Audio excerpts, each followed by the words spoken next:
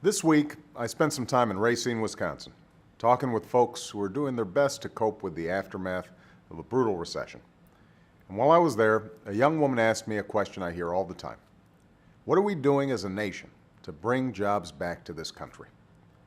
Well, on Friday we learned that after 22 straight months of job loss, our economy has now created jobs in the private sector for 6 months in a row. That's a positive sign. But the truth is, the recession from which we're emerging has left us in a hole that's about 8 million jobs deep. And as I've said from the day I took office, it's going to take months, even years, to dig our way out. And it's going to require an all-hands-on-deck effort. In the short term, we're fighting to speed up this recovery and keep the economy growing by all means possible. That means extending unemployment insurance for workers who lost their job. That means getting small businesses the loans they need to keep their doors open and hire new workers. And that means sending relief to states so they don't have to lay off thousands of teachers and firefighters and police officers. Still, at a time when millions of Americans feel a deep sense of urgency in their own lives, Republican leaders in Washington just don't get it. While the majority of senators support taking these steps to help the American people, some are playing the same old Washington games and using their power to hold this relief hostage, a move that only ends up holding back our recovery. It doesn't make sense. But I promised those folks in Wisconsin, and I promise all of you, that we won't back down. We're going to keep fighting to advance our recovery, and we're going to keep competing aggressively to make sure the jobs and industries of the future are taking root right here in America.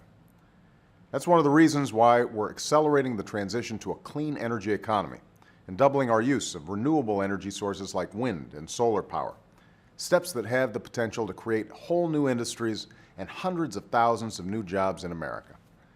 In fact, today I'm announcing that the Department of Energy is awarding nearly $2 billion in conditional commitments to 2 solar companies. The first is Abengoa Solar, a company that has agreed to build one of the largest solar plants in the world right here in the United States. After years of watching companies build things and create jobs overseas, it's good news that we've attracted a company to our shores to build a plant and create jobs right here in America. In the short term, construction will create approximately 1,600 jobs in Arizona.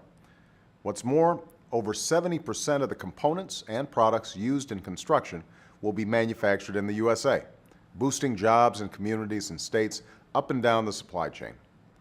Once completed, this plant will be the first large-scale solar plant in the U.S. to actually store the energy it generates for later use, even at night. And it will generate enough clean, renewable energy to power 70,000 homes. The second company is Abound Solar Manufacturing, which will manufacture advanced solar panels at 2 new plants, creating more than 2,000 construction jobs and 1,500 permanent jobs. A Colorado plant is already underway, and an Indiana plant will be built in what's now an empty Chrysler factory. When fully operational, these plants will produce millions of state-of-the-art solar panels each year. These are just 2 of the many clean energy investments in the Recovery Act. Already I've seen the payoff from these investments. I've seen once shuttered factories humming with new workers who are building solar panels and wind turbines, rolling up their sleeves to help America win the race for the clean energy economy.